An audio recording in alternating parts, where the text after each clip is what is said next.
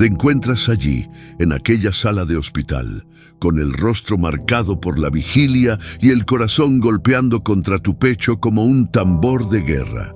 Han pasado 3 días desde que los médicos dieron su veredicto final. No hay más que podamos hacer, dijeron con esa frialdad profesional que esconde su propia impotencia. Tu madre, aquella que te sostuvo en sus brazos cuando eras tan solo un suspiro de Dios en la tierra, ahora yace conectada a máquinas que marcan con precisión matemática el tiempo que le queda. Has orado, vaya que has orado, con lágrimas que queman tus mejillas, con puños apretados hasta que tus nudillos se tornan blancos, con gemidos que nacen desde lo más profundo de tu ser. Has negociado con Dios, has prometido cambios, has citado versículos que memorizaste en la escuela dominical y que ahora recitas como conjuros desesperados. Señor, por favor, Señor, te lo suplico, Señor, si estás ahí, pero los cielos parecen de bronce. Él no le respondió palabra, dice Mateo 15:23, cuando la mujer cananea clamaba por su hija atormentada. Cristo guardó silencio, no por crueldad, no por indiferencia, sino porque estaba obrando algo mucho más profundo que una simple respuesta inmediata. Y ahora tú, como aquella mujer desesperada, te enfrentas al silencio de Dios. ¿Te has preguntado por qué? ¿Has considerado que quizás, solo quizás, hay lecciones espirituales que necesitas aprender antes de que esa oración por tu madre enferma pueda ser contestada según el corazón de Dios? En el silencio divino hay propósitos eternos. Cuando David clamaba en el Salmo 22, Dios mío, ¿por qué me has desamparado?, no estaba experimentando el abandono de Dios, sino un silencio pedagógico, un espacio sagrado donde el alma aprende a escuchar más allá de las palabras, a ver más allá de las circunstancias. Tu madre está enferma y tu dolor es legítimo. Tus lágrimas son contadas y guardadas por Dios mismo en su redoma. Pero si quieres ver el poder de Dios manifestado en esta situación, necesitas entender que hay condiciones espirituales, principios eternos y verdades fundamentales que deben estar presentes para que tus oraciones no sean simplemente ecos emocionales en una habitación vacía. La primera verdad que debes confrontar es esta: no toda enfermedad tiene la misma causa espiritual y, por tanto, no toda sanidad vendrá por el camino que esperas. Cuando los discípulos vieron al ciego de nacimiento en Juan 9, su primera reacción fue buscar culpables. ¿Quién pecó, él o sus padres? La mentalidad humana siempre busca explicaciones simples: causa y efecto, pecado y castigo.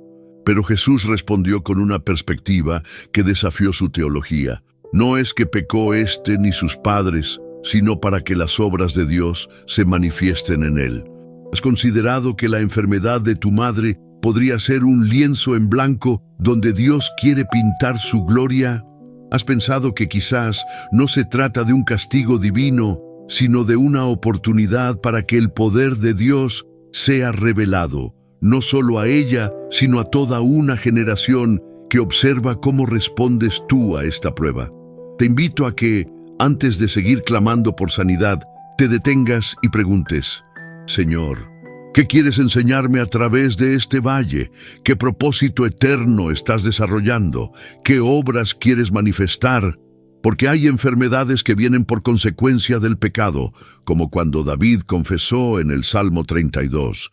Mientras callé, se envejecieron mis huesos en mi gemir todo el día. Hay otras que son ataques directos del enemigo, como Job cuando fue afligido de pies a cabeza sin haber pecado. Hay dolencias que son pruebas de fe, como Pablo con su aguijón en la carne. Y hay algunas que son simplemente el resultado de vivir en un mundo caído, donde la creación entera gime con dolores de parto, esperando la redención final. Si no disciernes el origen espiritual de la enfermedad de tu madre, podrías estar orando contra el propósito divino Y una oración que contradice el plan soberano de Dios es como agua derramada en tierra seca. Se absorbe rápidamente sin dejar rastro. Observo tu rostro mientras lees estas palabras. Veo la confusión, quizás incluso el enojo. ¿Cómo puede ser la voluntad de Dios que mi madre sufra?, te preguntas. Es una pregunta válida, pero permíteme responderte con otra. ¿Fue la voluntad de Dios que su propio Hijo sufriera en la cruz? Absolutamente. No porque Dios se deleite en el sufrimiento, sino porque a través de ese sufrimiento vino la redención de toda la humanidad. El silencio de Dios no es ausencia, es preparación. Es el orfebre que calla mientras observa atentamente el oro en el crisol, esperando el momento exacto cuando pueda ver su rostro reflejado en el metal purificado.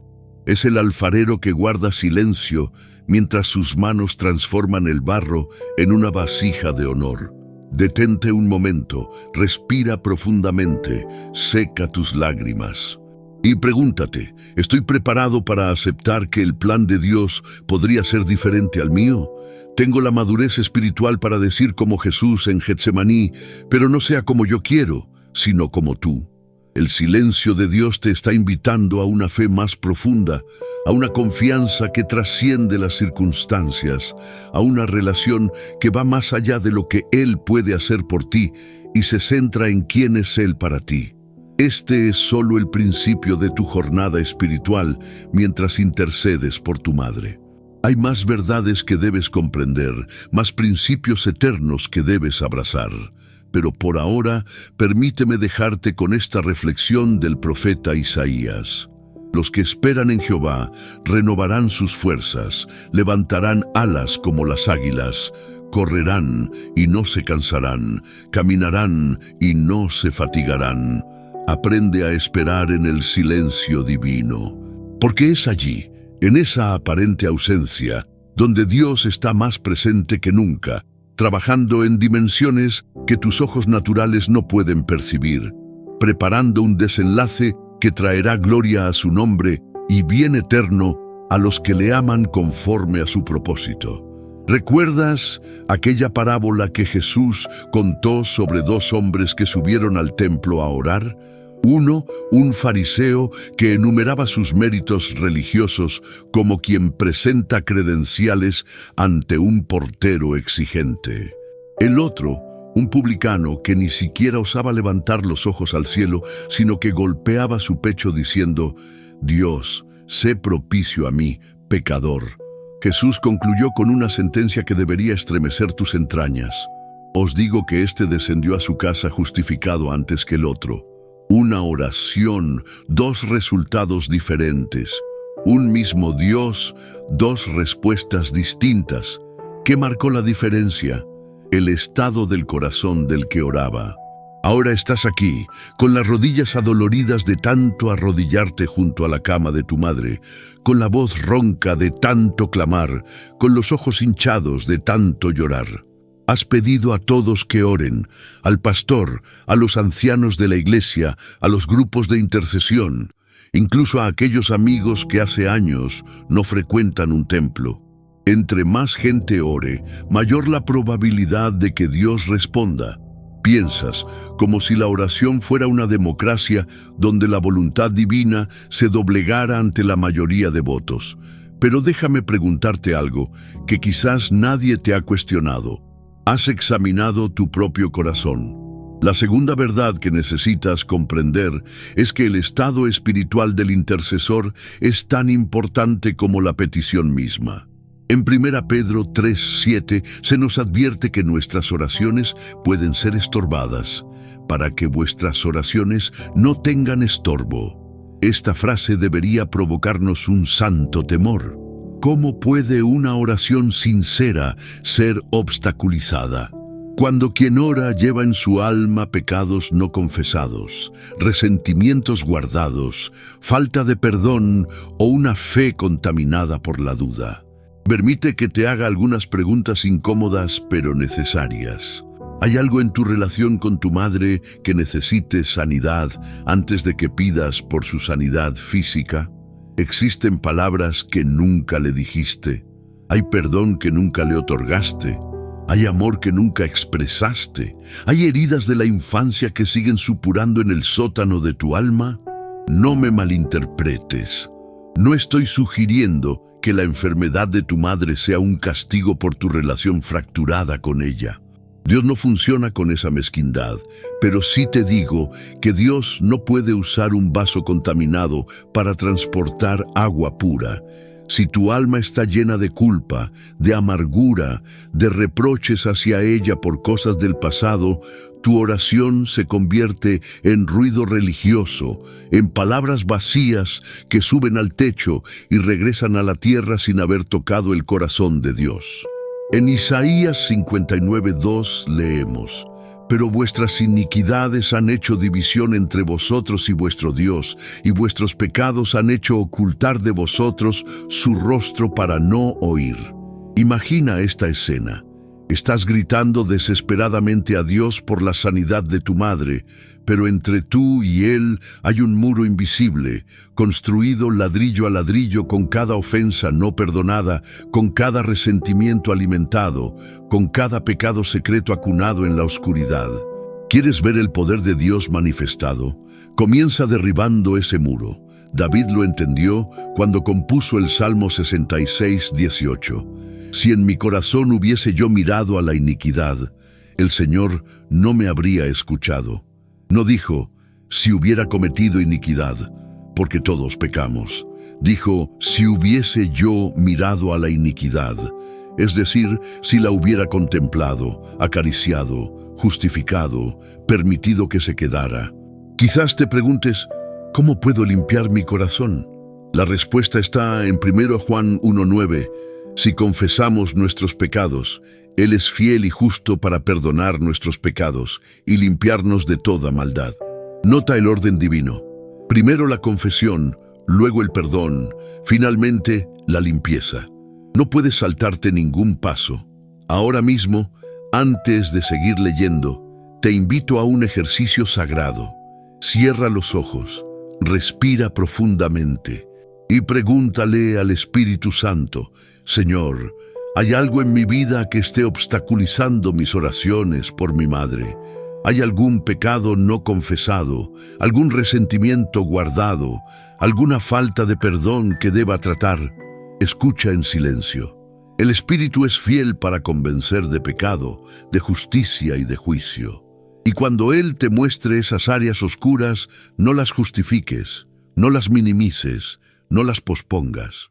Confiésalas específicamente, nómbralas ante Dios, arrepiéntete sinceramente y recibe su perdón como un regalo inmerecido.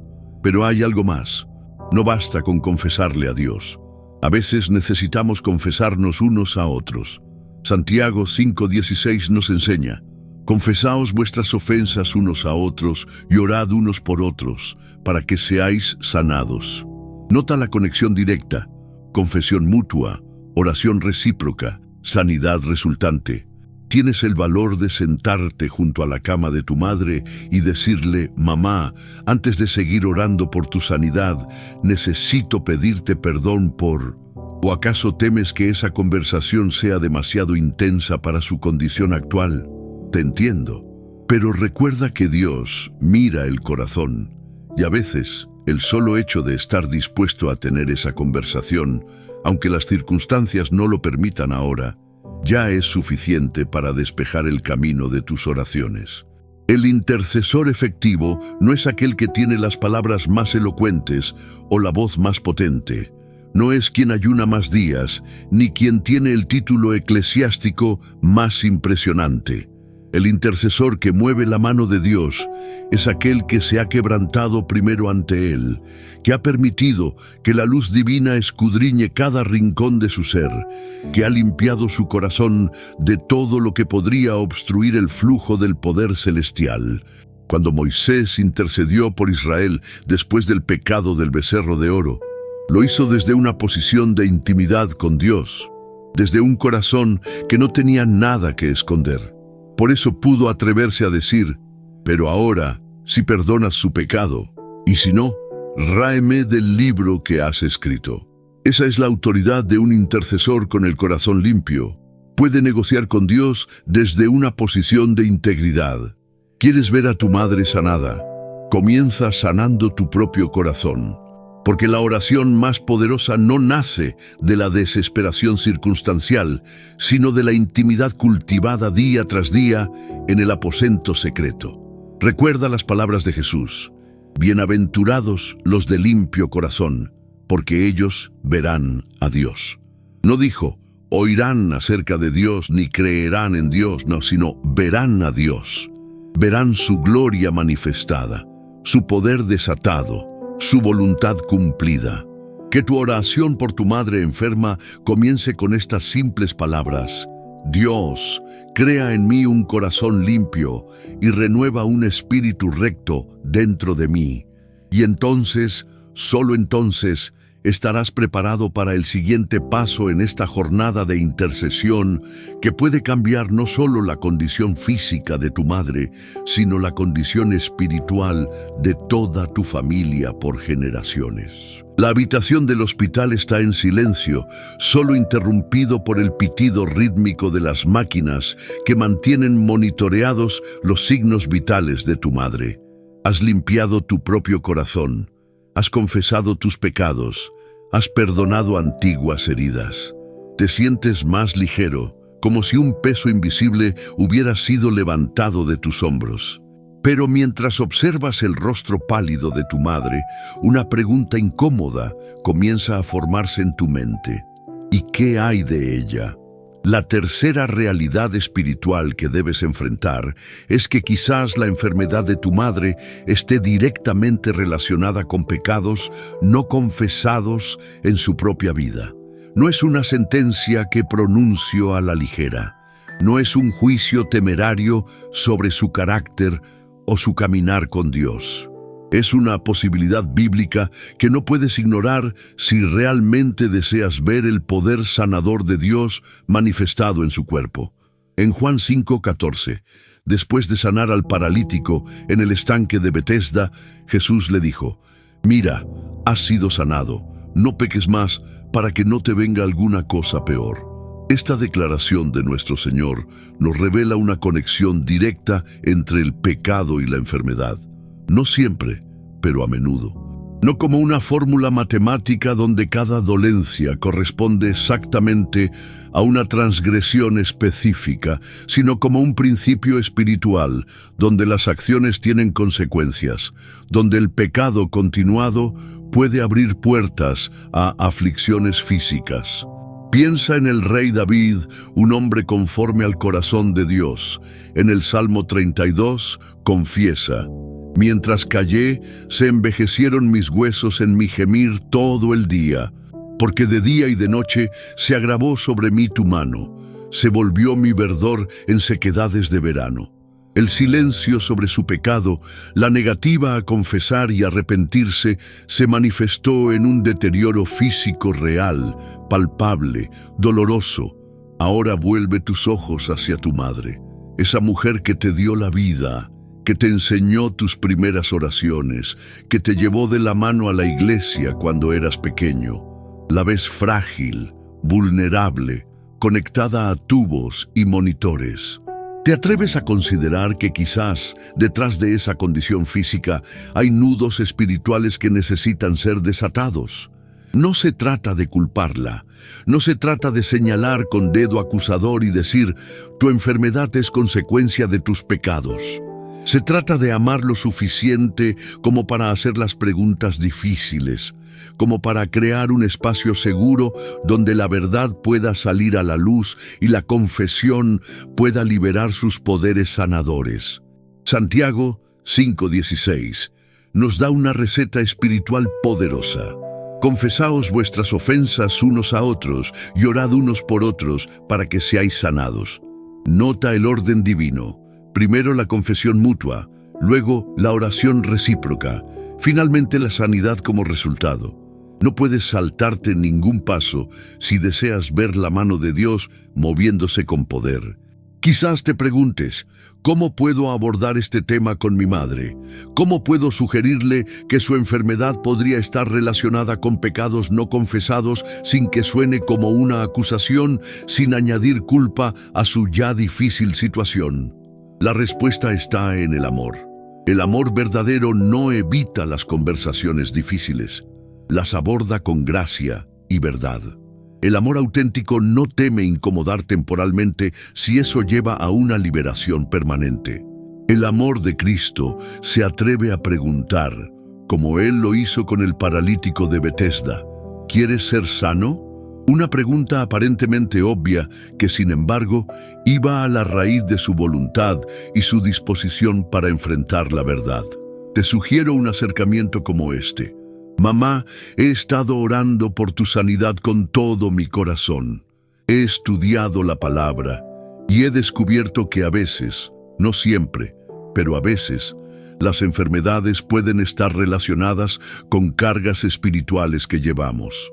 Cargas de pecados no confesados, de falta de perdón, de heridas antiguas que nunca sanaron. ¿Te gustaría que oráramos juntos, pidiéndole al Espíritu Santo que revele si hay algo así en tu vida que necesite ser tratado para que tu sanidad sea completa? Nota que no estás acusando, no estás asumiendo. Estás invitando a un proceso de discernimiento conjunto, donde el Espíritu Santo, no tú, es quien revela y convence. Quizás tu madre te sorprenda con su apertura. Quizás, después de décadas de guardar secretos, después de años de cargar con culpas silenciosas, encuentre en tu invitación la oportunidad para finalmente descargar su alma. Podría confesarte rencores que ha alimentado durante años, resentimientos contra tu padre, contra sus propios padres, contra hermanos que la hirieron, contra hijos que la decepcionaron. Podría revelarte pecados que ha mantenido ocultos por vergüenza, por miedo al rechazo, por temor a perder su imagen de piedad ante la congregación. O quizás se cierre completamente, rechace la sugerencia, se ofenda ante la implicación de que su enfermedad podría tener raíces espirituales. Si eso ocurre, no insistas. No es tu labor convencerla. Es el Espíritu Santo quien convence de pecado, de justicia y de juicio.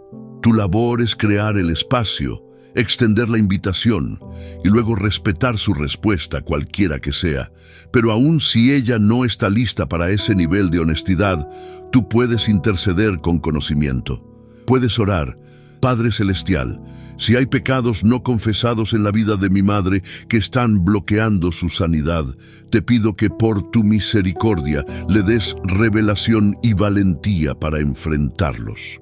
Ablanda su corazón, derrite su resistencia y llévala a un lugar de confesión y arrepentimiento genuino. La historia del rey Ezequías en 2 Reyes 20 nos muestra el poder de la confesión y la oración sincera, cuando el profeta Isaías le anunció que moriría por su enfermedad. Ezequías volvió su rostro a la pared y oró a Jehová. Su oración fue tan sincera, tan genuina, que antes de que Isaías hubiera salido del palacio, Dios le ordenó regresar y anunciar una extensión de 15 años a la vida del rey. ¿Qué contenía esa oración para ser tan efectiva? El mismo Ezequías nos lo dice en Isaías 38:17. He aquí amargura grande me sobrevino en la paz, mas a ti agradó librar mi vida del hoyo de corrupción, porque echaste tras tus espaldas todos mis pecados. La confesión de sus pecados fue parte integral de su proceso de sanidad. Nunca subestimes el poder liberador de la confesión. Hay algo sobrenatural que ocurre cuando los pecados ocultos son expuestos a la luz. El apóstol Juan lo expresó perfectamente. Si andamos en luz, como Él está en luz, tenemos comunión unos con otros, y la sangre de Jesucristo, su Hijo, nos limpia de todo pecado. Mientras observas a tu madre en esa cama de hospital, ora para que la luz de Dios ilumine las áreas oscuras de su vida. Ora para que el Espíritu Santo la guíe a toda verdad, incluso esas verdades incómodas que ha evitado enfrentar. Ora para que encuentre el valor de confesar, no solo a Dios, sino también a aquellos a quienes ha ofendido o de quienes necesita perdón. Y mientras esperas esa obra profunda de Dios en su corazón, prepárate para el siguiente paso en esta jornada de intercesión. Porque hay más, mucho más, que necesitas comprender antes de ver el poder sanador de Dios manifestado plenamente en la vida de tu amada madre. Has caminado 3 pasos fundamentales en esta jornada de intercesión por tu madre. Has reconocido el propósito divino detrás de la enfermedad. Has limpiado tu propio corazón como intercesor y has abordado la necesidad de confesión en la vida de tu ser querido. Pero ahora llegamos a una dimensión que pocos creyentes comprenden plenamente: la autoridad espiritual. La cuarta verdad que debes conocer es que necesitas orar con autoridad espiritual, no solo con emoción religiosa.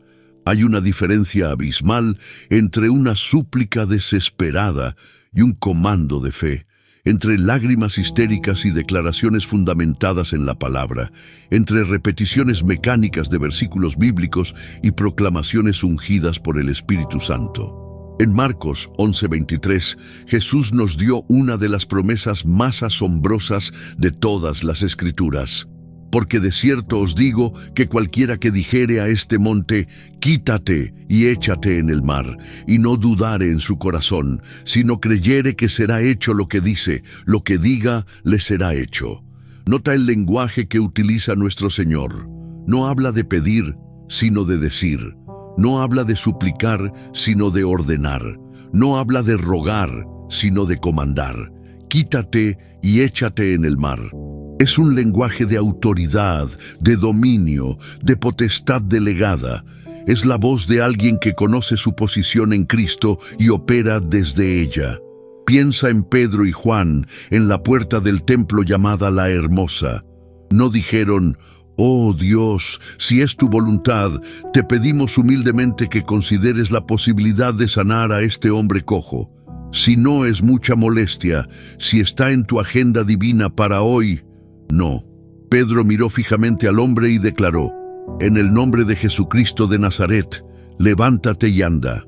Y acto seguido lo tomó de la mano derecha y lo levantó. Hay una santa audacia en esa forma de orar, una confianza que no nace de la arrogancia humana, sino del conocimiento profundo de la autoridad delegada por Cristo a su iglesia. «Toda potestad me es dada en el cielo y en la tierra», dijo Jesús. Y luego añadió: «Por tanto, id». Ese «por tanto» es crucial. Significa que Él nos delega su autoridad para llevar a cabo su obra en la tierra. Pero la autoridad espiritual no es algo que se obtiene automáticamente al momento de la conversión. No es un derecho adquirido por el simple hecho de ser hijo de Dios.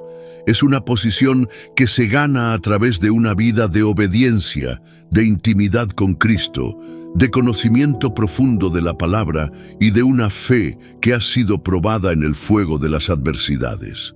Permíteme preguntarte directamente: ¿has desarrollado esa autoridad espiritual o estás tratando de comandar montañas cuando apenas has aprendido a trepar colinas? ¿Estás intentando ejercer una autoridad que no has cultivado en la intimidad con Dios? Porque no es lo mismo que ore un creyente maduro, forjado en la oración y el ayuno, probado en las batallas espirituales, conocedor profundo de la palabra, que alguien que solo busca a Dios en momentos de crisis, que apenas ha hojeado la Biblia, que raramente dedica tiempo a la intimidad con el Señor. No lo digo para desanimarte, sino para ayudarte a ubicarte en tu realidad espiritual. Si reconoces que no has desarrollado esa autoridad, puedes comenzar hoy mismo. Pero no pretendas ejercer un nivel de autoridad que no corresponde a tu nivel de madurez, porque eso sería como un cabo dando órdenes a un general. Jesús mismo nos mostró el camino hacia la autoridad espiritual. Pasó 30 años en preparación antes de iniciar su ministerio público. Pasaba noches enteras en oración. Conocía las Escrituras tan profundamente que podía refutar a los maestros de la ley con sus propios textos. Vivía en perfecta obediencia al Padre. Y cuando hablaba, lo hacía como quien tiene autoridad y no como los escribas. Si deseas orar con esa misma autoridad por la sanidad de tu madre, debes seguir el mismo camino. No hay atajos, no hay fórmulas mágicas, no hay transferencias instantáneas de unción. La autoridad espiritual se forja en el fuego de la consagración, en la disciplina de la oración constante, en el estudio diligente de la palabra, en la obediencia radical a los mandamientos de Cristo. Piensa en Moisés. Antes de dividir el Mar Rojo con una orden, pasó 40 años en el desierto aprendiendo a conocer a Dios. Piensa en Elías.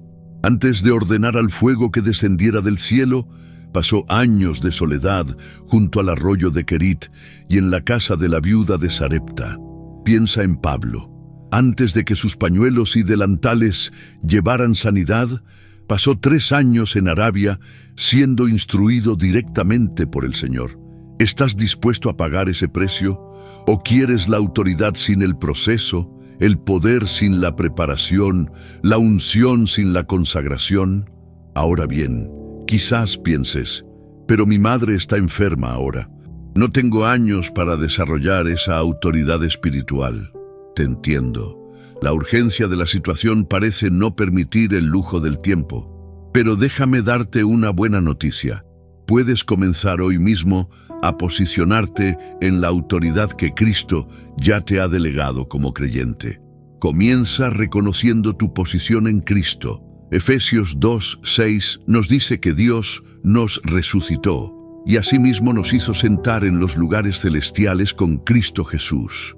Nota el tiempo verbal. No dice que nos hará sentar, sino que ya nos hizo sentar.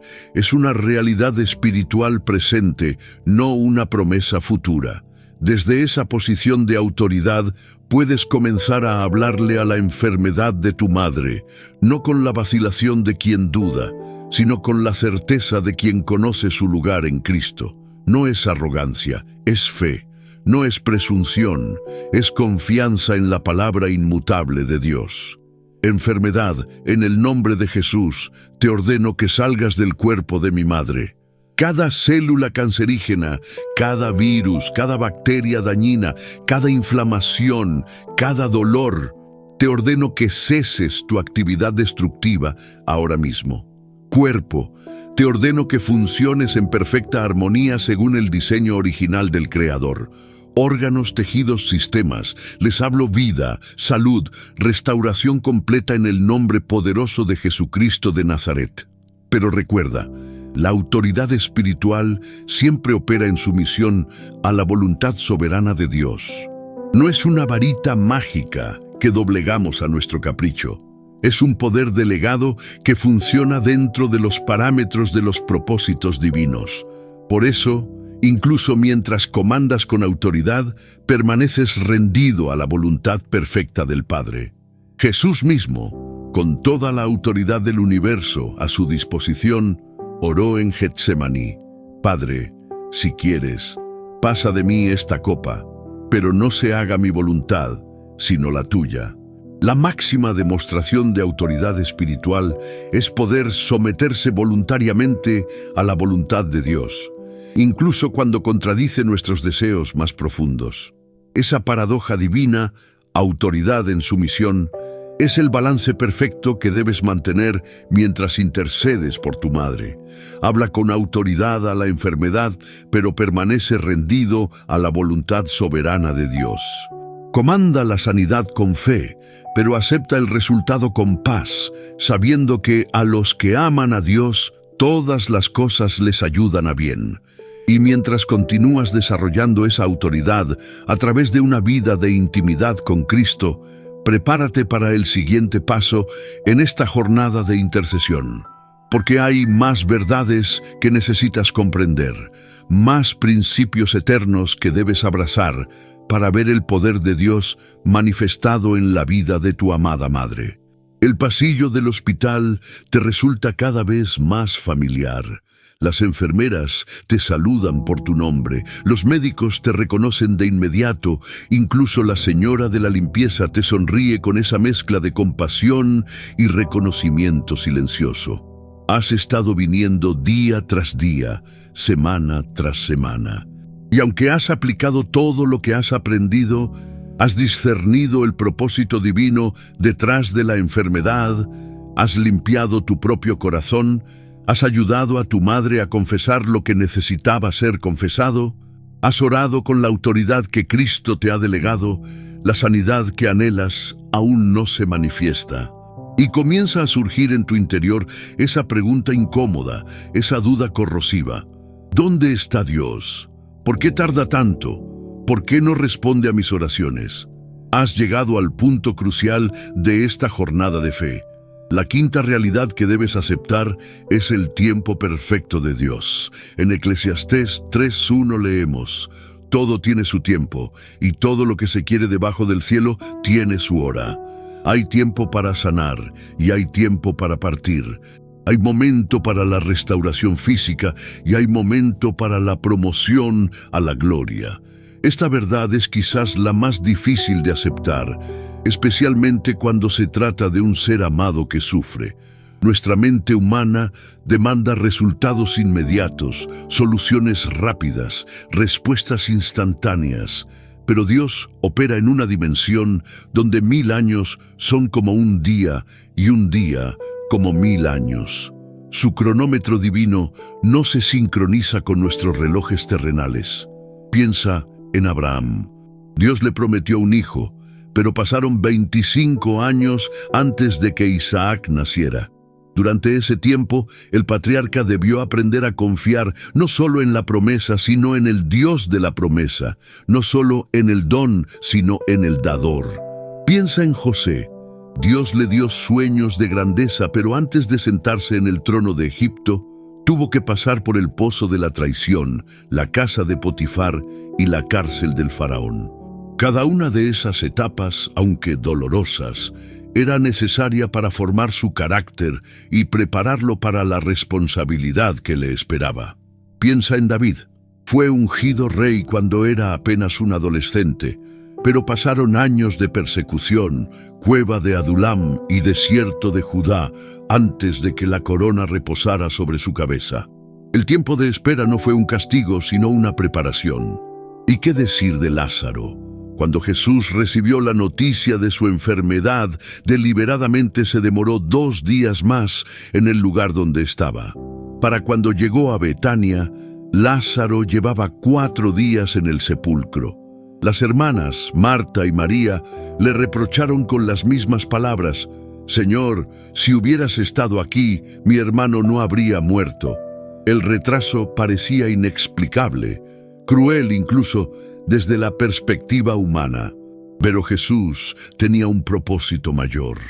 Esta enfermedad no es para muerte, sino para la gloria de Dios, para que el Hijo de Dios sea glorificado por ella. Tu madre yace en esa cama de hospital, y cada día que pasa sin la manifestación de su sanidad te parece una eternidad. Te preguntas si Dios ha escuchado tus oraciones, si le importa su sufrimiento, si ha olvidado su misericordia. Te encuentras como Marta y María, queriendo reprochar al Señor. Si hubieras actuado a tiempo, pero deja que te haga una pregunta. ¿Estarías dispuesto a aceptar que quizás el plan de Dios para tu madre sea diferente al tuyo? ¿Podrías orar con sinceridad?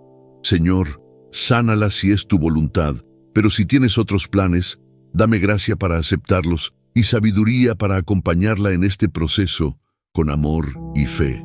Porque una oración que se aferra obsesivamente a un resultado específico puede convertirse en idolatría, en una exigencia hacia Dios que Él no tolerará.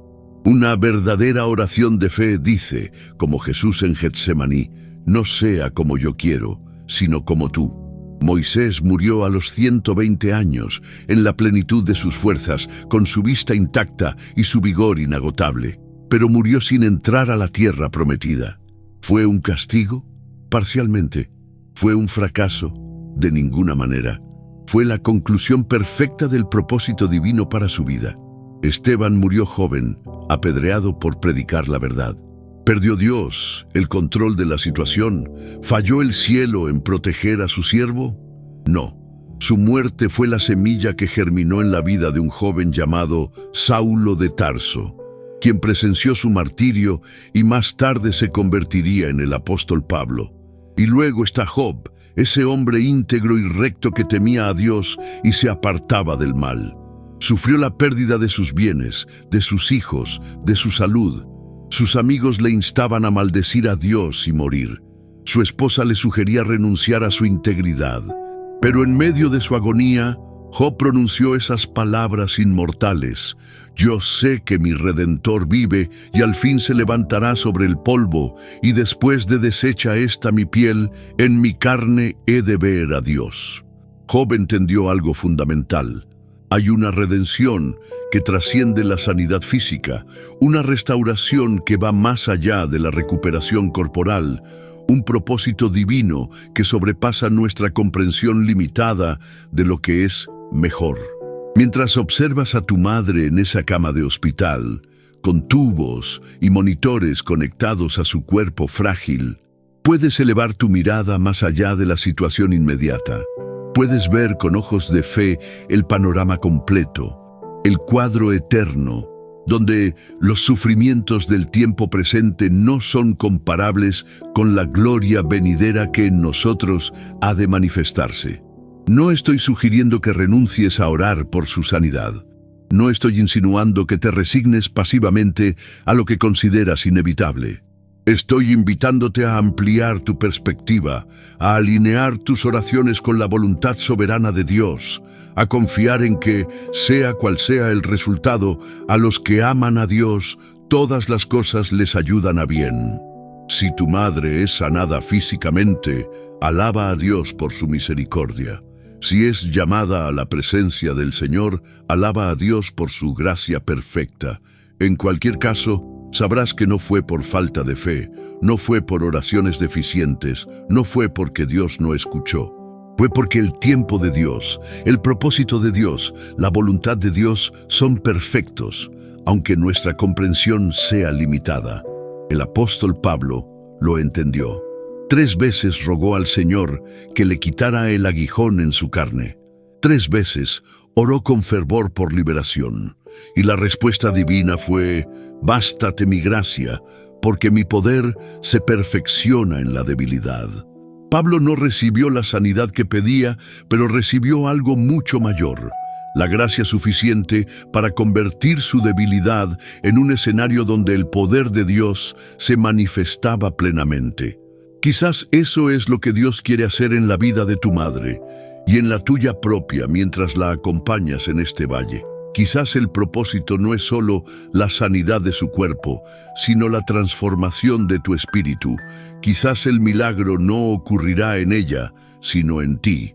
Y mientras esperas en el tiempo perfecto de Dios, mientras te rindes a su voluntad soberana, prepárate para el siguiente paso en esta jornada de intercesión.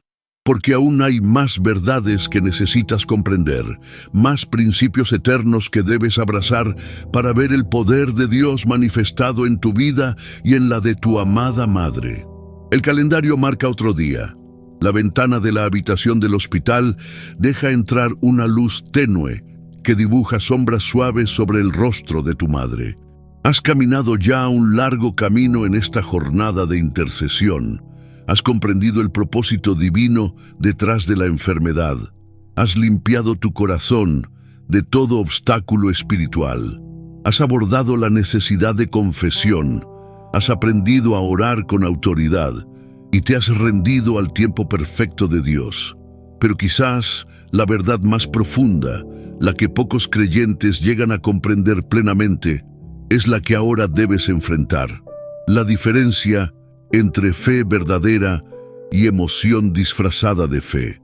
En Hebreos 11:1 se define la fe como la certeza de lo que se espera, la convicción de lo que no se ve. Nota las palabras clave: certeza y convicción. No habla de sentimiento, no menciona emoción, no alude a deseo intenso o esperanza ciega. Habla de una seguridad interior que trasciende las circunstancias externas, de una convicción que permanece firme aun cuando toda evidencia sensorial parece contradecirla. La fe verdadera no es un producto de nuestra imaginación, no es pensamiento positivo disfrazado de espiritualidad, no es una técnica de visualización para manifestar nuestros deseos. La fe genuina es la respuesta del espíritu humano a una palabra específica que Dios ha hablado. Es la certeza de que lo que Dios ha dicho, Él lo cumplirá, aunque el cielo y la tierra pasen. Ahora permíteme hacerte una pregunta directa y posiblemente incómoda. ¿Te ha hablado Dios específicamente sobre la sanidad de tu madre? ¿Has recibido una revelación clara, una palabra rema, una promesa definida de que ella será restaurada? ¿O estás orando desde el deseo humano, comprensible pero terreno, de no querer perderla? Hay una diferencia abismal entre estas dos posturas. Una viene del cielo, la otra de la tierra. Una se basa en revelación divina, la otra en necesidad emocional. Una produce paz sobrenatural, incluso en medio de la tormenta. La otra genera ansiedad y frustración cuando no se cumplen nuestras expectativas en el tiempo esperado. Romanos 10:17 nos enseña que la fe viene por el oír y el oír por la palabra de Dios.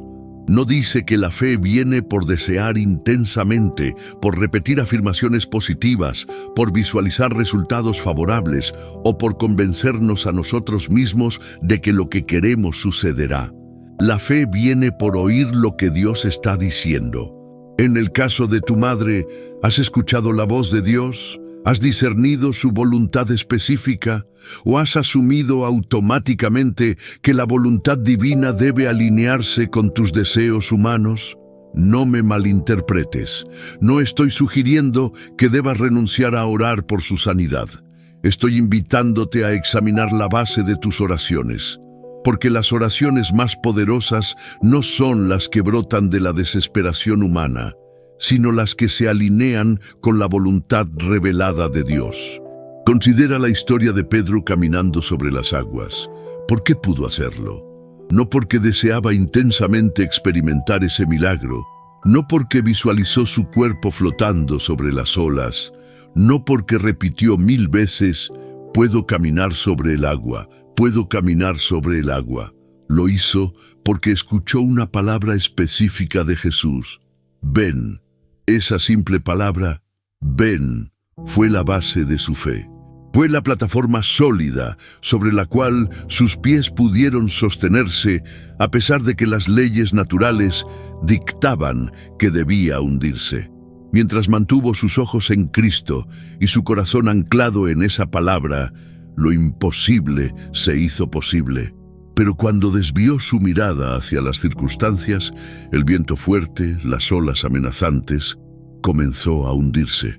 ¿Qué te está diciendo Dios específicamente sobre tu madre? ¿Sanará? ¿Prepárate para dejarla ir? ¿Confía en mí? ¿Tengo un plan mayor del que puedes ver ahora? La fe verdadera se ancla en esa palabra específica, cualquiera que sea, no en nuestras preferencias emocionales. Muchos creyentes confunden fe con una especie de fuerza de voluntad espiritual. Piensan que si desean algo con suficiente intensidad, si lo declaran con suficiente convicción, si lo visualizan con suficiente claridad, entonces Dios estará obligado a cumplirlo. Pero eso no es fe, es manipulación espiritual disfrazada de piedad. La fe verdadera dice como Jesús en Getsemaní: Padre, si quieres, pasa de mí esta copa, pero no se haga mi voluntad, sino la tuya. Nota el balance perfecto, expresa su deseo honestamente. Pasa de mí esta copa, pero se rinde completamente a la voluntad del Padre. No se haga mi voluntad, sino la tuya. Esa es la paradoja divina de la fe madura, suficientemente valiente para pedir lo imposible, suficientemente humilde para aceptar cualquier respuesta, suficientemente atrevida para creer en milagros, suficientemente sabia para confiar cuando el milagro no llega en la forma esperada. ¿Cómo puedes saber si estás operando desde la fe verdadera o desde la emoción disfrazada de fe? Hay algunas señales reveladoras. La fe verdadera produce paz sobrenatural, incluso cuando las circunstancias parecen empeorar.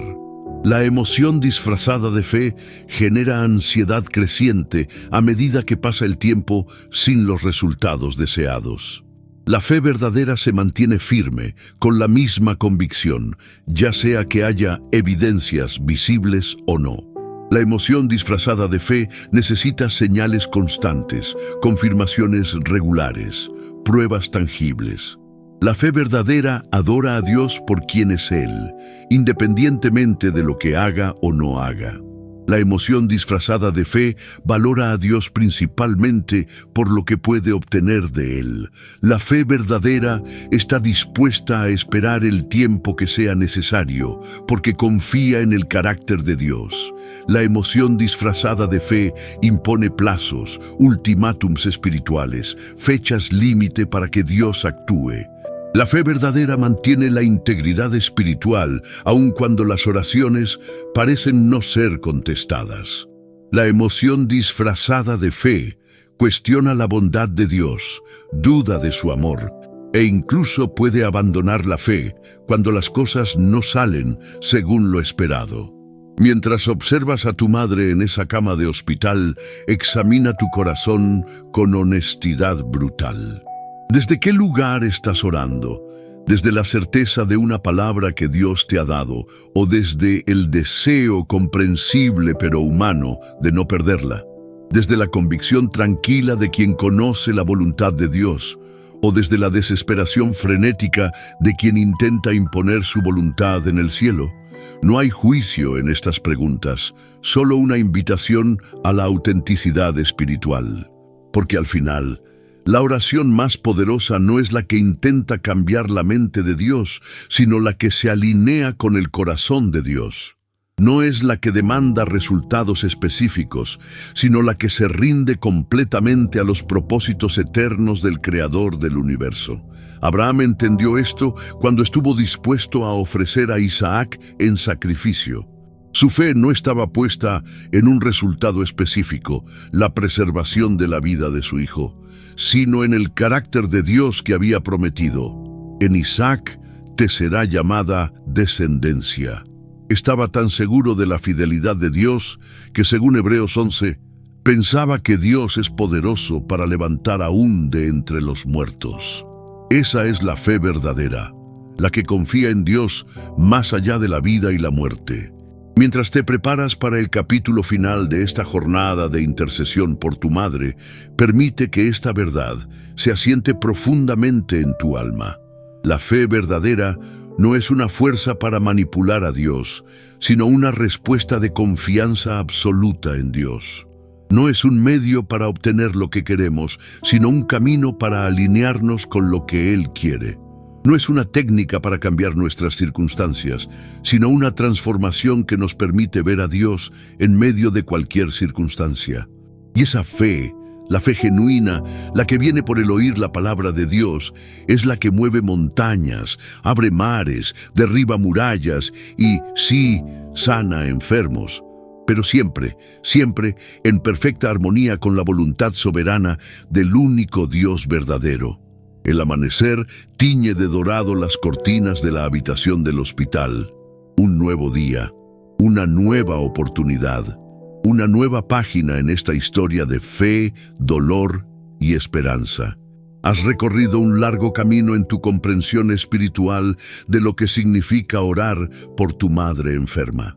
Has confrontado verdades profundas, has examinado tu corazón, has ampliado tu visión de quién es Dios y cómo opera su poder en nuestras vidas. Y ahora llegamos al destino final de esta jornada, al puerto seguro donde todas las tormentas se calman, al santuario interior donde todas las preguntas encuentran, si no respuestas, al menos paz. Llegamos a lo que yo llamo la rendición perfecta. En el huerto de Getsemaní, en la noche más oscura de su vida terrenal, Jesús pronunció las palabras que constituyen la cumbre de la espiritualidad humana. Padre, si quieres, pasa de mí esta copa. pero no se haga mi voluntad, sino la tuya. En esa simple frase se encuentra la esencia destilada de lo que significa confiar verdaderamente en Dios. Honestidad absoluta sobre nuestros deseos. Pasa de mí esta copa. Y rendición completa a sus propósitos. No se haga mi voluntad, sino la tuya. Esa rendición no es resignación pasiva, no es fatalismo espiritual, no es tirar la toalla y decir que sea lo que Dios quiera, con un encogimiento de hombros. Es una entrega activa, consciente, amorosa. Es poner todo lo que somos, todo lo que tenemos, todo lo que amamos en las manos del Padre, confiando plenamente en su sabiduría infinita, su amor perfecto y su poder ilimitado. Piensa en Abraham subiendo al monte Moriah con Isaac. Cada paso era una decisión consciente de confiar en Dios a pesar de no entender su plan.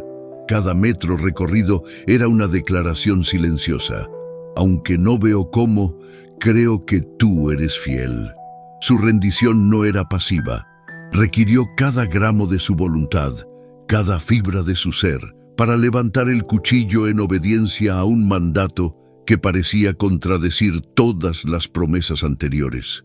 Y fue precisamente en ese momento de rendición perfecta cuando experimentó la provisión divina. Abraham, Abraham, no extiendas tu mano sobre el muchacho, porque ya conozco que temes a Dios, por cuanto no me rehusaste tu hijo, tu único. Has llegado a ese punto en tu jornada con tu madre enferma. Has alcanzado ese lugar sagrado donde puedes decir con sinceridad absoluta: Señor, la amo con todo mi corazón, deseo intensamente su sanidad, pero más que eso, deseo que tu voluntad perfecta se cumpla en su vida y en la mía. Porque es allí, en ese punto de rendición total, donde ocurren las cosas más poderosas. Es cuando soltamos completamente que nuestras manos quedan libres para recibir lo que Dios tiene para nosotros. Es cuando dejamos de aferrarnos desesperadamente a nuestros deseos que experimentamos la libertad de recibir los propósitos divinos, que siempre son infinitamente mejores que nuestros planes más elaborados. Job lo expresó en medio de su sufrimiento incomprensible. Aunque él me matare, en él esperaré. No dijo, aunque él sane mis llagas o aunque él restaure mis bienes, sino, aunque él me matare. Esa es la cumbre de la fe. Confiar en Dios no por lo que hace, sino por quién es. No por sus bendiciones, sino por su carácter inmutable. Esta rendición perfecta produce una paz que sobrepasa todo entendimiento. Una serenidad que el mundo no puede dar ni quitar. Pablo la experimentó en una celda romana, esperando su ejecución cuando escribió: He aprendido a contentarme, cualquiera que sea mi situación. Juan la vivió en el exilio de Patmos, cuando recibió las visiones más gloriosas del Apocalipsis.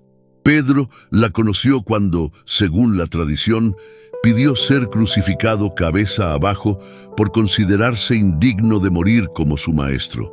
Y tú, mi querido amigo, mi hermana en Cristo, puedes experimentarla ahora mismo, en esa habitación de hospital, junto a la cama donde tu madre lucha por su vida.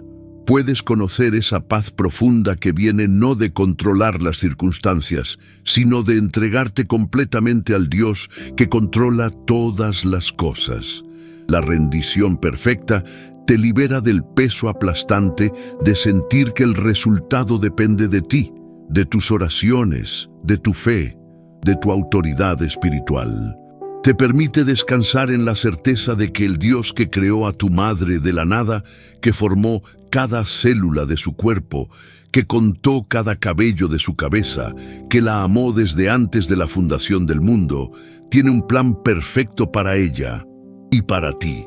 Esa rendición no significa que dejes de orar por su sanidad.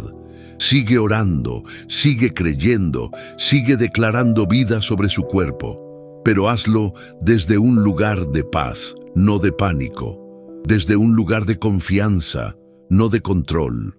Desde un lugar de amor por Dios, no solo de amor por el resultado que deseas. ¿Recuerdas a Sadrach, Mesach y Abed-Nego ante la amenaza del horno de fuego? Su respuesta encarna perfectamente esta rendición que te estoy describiendo. Nuestro Dios, a quien servimos, puede librarnos del horno de fuego ardiendo. Y si no, sepas, oh Rey, que no serviremos a tus dioses. Esa frase, y si no, es la cumbre de la fe madura. Creemos que Dios puede sanarnos, librarnos, restaurarnos. Y si no lo hace de la manera que esperamos, seguiremos confiando en Él. Mientras observas a tu madre en esa cama de hospital, mientras sostienes su mano frágil entre las tuyas, mientras escuchas el ritmo de las máquinas que monitorean sus signos vitales, permite que tu corazón se eleve en una oración final, la más poderosa que jamás hayas pronunciado. Padre Celestial, te entrego a mi madre. La amo más de lo que las palabras pueden expresar y deseo con todo mi corazón que sea sanada. Creo que puedes restaurarla completamente, que tienes poder sobre toda enfermedad, que no hay nada imposible para ti. Y he hecho todo lo que sé hacer.